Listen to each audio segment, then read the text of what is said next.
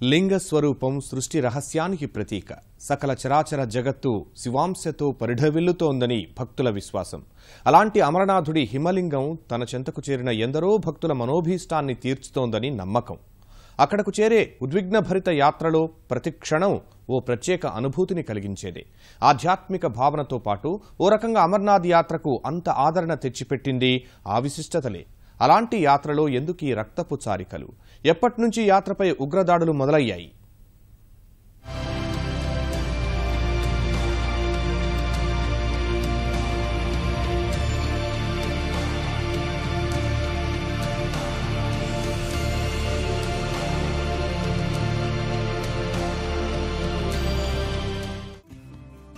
వేసవికాలం తప్ప సంవత్సరంలో మిగిలిన కాలం అంతా మంచుదుప్పటి పరుచుకునే అతి శీతల ప్రదేశం.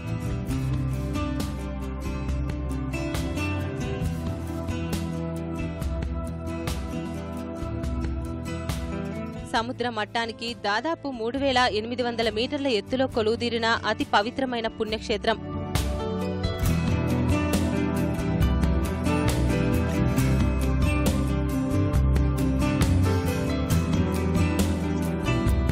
ఎక్కడా లేని విధంగా మంచుకొండల్లో హిమరూపంలోనే దర్శనమిచ్చే లయకారుడి దర్శనం కోసం భారీగా పోటెత్తే భక్తజనం.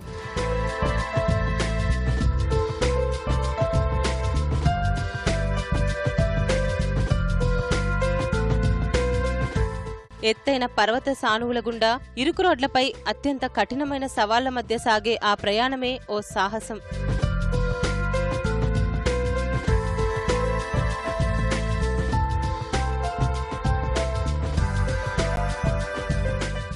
ఇన్ని వ్యయప్రయాసలకు ఓర్చి సవాళ్లకు ఎదురీది అమర్నాథుడి దర్శనం కోసం వేల మైళ్ల దూరాభారాలు అధిగమించి ముందుకు సాగిన యాత్రికులపై కర్కసత్వాన్ని ప్రదర్శించారు ఉగ్రమూకలు. అమాయకులను అతి కిరాతకంగా పొట్టన పెట్టుకున్నారు. మంచుకొండల్లో రక్తం చారికులు పరుచుకునేలా చేశారు. భయపడినంత పనిచేస్తూ అమర్నాథ్ యాత్రికులే లక్ష్యంగా పేట్రేగిపోయారు ఉగ్రవాదులు. ప్రధానమంత్రి మాటల్లో చెప్పాలంటే శాంతియుతంగా వెళ్తున్న అమర్నాథ్ యాత్రికులపై జరిగిన ఆ క్రూరమైన దాడి మాటలకు అందనిది.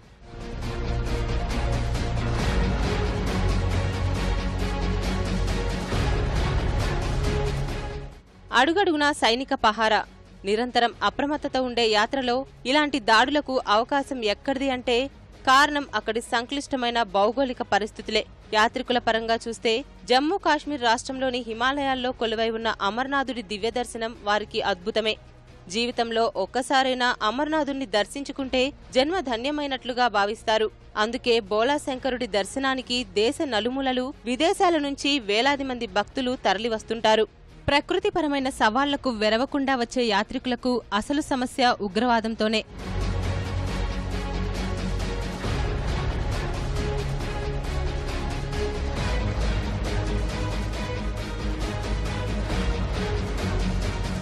శ్రీనగర్కు 141 కిలోమీటర్ల దూరంలో సముద్ర మట్టానికి 3888 మీటర్ల ఎత్తులో కొలువై ఉంది అమర్నాథుడి గుహాలయం. కొండలు, లోయల మీదుగా ఇరుకుదారుల వెంట ఎముకలు కొరికే చలిలో కాలినడకన అశ్వాలపైన అక్కడికి ప్రయాణం సాగుతుంది.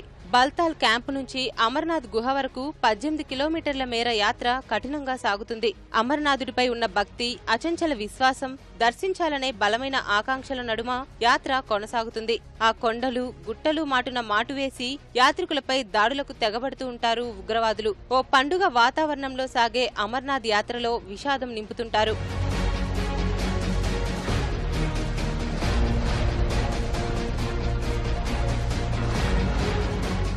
गवर्नमेंट ने आश्वासन दिया था कि यात्री बिल्कुल सिक्योर एंड सेफ हैंड्स में।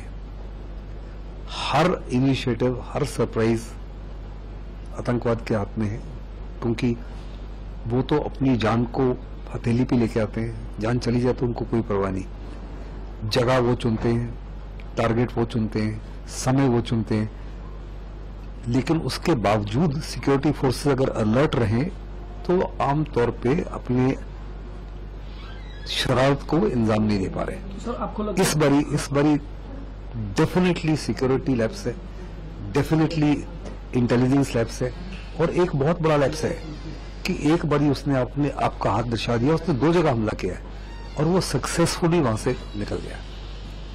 उनको वहां ढेर करना बड़ा लाजमी था, क्योंकि राइट मैसेज जाना चाहिए था कि आप इस माफी की कार्रवाई करोगे तो आपको बख्शा नहीं जाएगा। मैं तो यकीनन कह सकता हूँ बख्शा तुम कभी भी नहीं जाएगा। యాత్ర ప్రారంభానికి చాలా రోజుల ముందు నుంచే ప్రభుత్వం తరపున ఏర్పాట్లన్నీ పక్కాగా చేస్తుంటారు. శ్రీ అమర్నాథ్ ఆలయ బోర్డు, జమ్మూ కాశ్మీర్ ప్రభుత్వం, సైనికాధికారులు అన్నింటినీ పర్యవేక్షిస్తారు. అలా అన్ని అనుమతులు వచ్చిన తర్వాత ప్రారంభమయ్యే యాత్రలో రహదారి వెంబడి భక్తుల బంబంబోలే నినాదాలు, నృత్యాలు, డోలు చప్పుళ్లు మార్మోగుతాయి. రహదారుల వెంబడి మండళ్ల నిర్వాహకులు గౌరవ మర్యాదలతో యాత్రికుల కోసం ఉచిత భోజనం, పలహారశాలలు ఏర్పాటు చేసి ఆహ్వానిస్తుంటారు. ఉగ్రవాదుల ముప్పు నేపథ్యంలో పారామిలిటరీ బలగాలు, రాష్ట్ర పోలీసులు, బీఎస్ఎఫ్ జవాన్లను పెద్ద ఎత్తున మోహరిస్తుంటారు.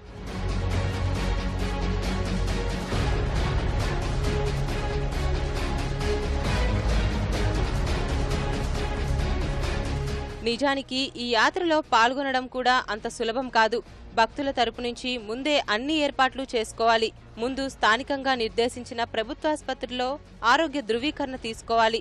తర్వాత నిర్దేశిత బ్యాంకుల్లో 50 రూపాయల చలానా చెల్లించి యాత్ర తేదీని నమోదు చేసుకోవాలి. 13 ఏళ్లకు తక్కువ, 75 ఏళ్లకు ఎక్కువ వయసు ఉన్న వారిని యాత్రకు అనుమతించరు. ఒక అనుమతి పత్రం ఒకరికి మాత్రమే వర్తిస్తుంది. ఇవన్నీ పూర్తయ్యాకే యాత్రకు అనుమతిస్తారు. ఆరోగ్యపరంగా సమస్యలు ఉంటే యాత్ర సాగించలేరు కాబట్టే ముందే ఆరోగ్య ధృవీకరణ పత్రం తీసుకుంటారు. చివరకు ఆ గుహాలయం చేరిన 5 అడుగుల మేర కొలువై ఉండే అమర్నాథుడి దర్శనంతో ఈ కష్టాలన్నీ మర్చిపోతారు.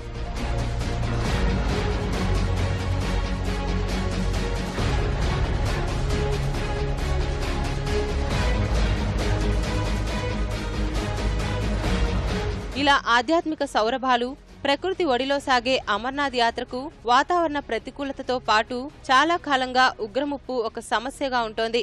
ఉగ్రవాదుల ముప్పు మరీ తీవ్రంగా ఉన్న 1991 నుంచి 1995 వరకు యాత్రనే నిలిపివేశారు. 1996లో యాత్ర పునఃప్రారంభమైంది.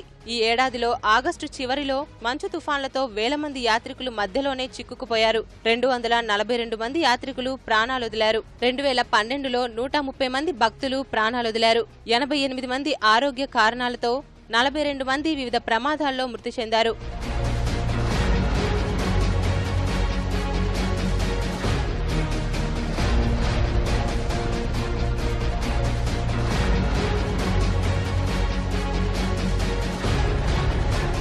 గతంలోకి చూస్తే 2000, 2001, 2002, 2006 సంవత్సరాల్లోనే అమర్నాథ్ యాత్రికులపై ఉగ్రవాదులు దాడులకు తెగబడ్డారు. 2000లో ఆగస్టు 2న జరిగిన దాడిలో 21 మంది యాత్రికులు సహా 89 మంది ప్రాణాలు కోల్పోయారు. పహల్గావ్ బేస్ క్యాంప్ వద్దనే ఆ ఘటన జరిగింది.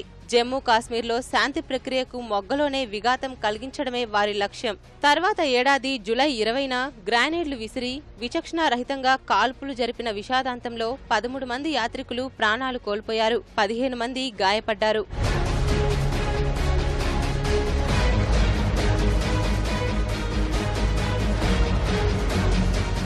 వరుసగా 3వ సంవత్సరం 2002లోనూ అమర్నాథ్ యాత్రికులపై ఉగ్రవాదులు దాడులకు పాల్పడ్డారు. శ్రీనగర్ నుంచి బేస్ క్యాంపుకు వెళ్తున్న సమయంలో టాక్సీపై గ్రానేడ్లు విసిరి 2 యాత్రికులను బలి తీసుకున్నారు. 3 గాయపడ్డారు. అది జరిగిన వారం రోజులకే పహల్గావ్ బేస్ క్యాంపులోకి చొరబడి కాల్పులకు తెగబడిన లష్కర్ ఏ తోయిబా ఉగ్రవాదులు 9 మంది ప్రాణాలు తీశారు. 27 మంది గాయపడ్డారు. 15,000 మంది వరకు భద్రతా సిబ్బందిని మోహరించినా సరే ఆ దాడులను ఆపలేకపోయారు.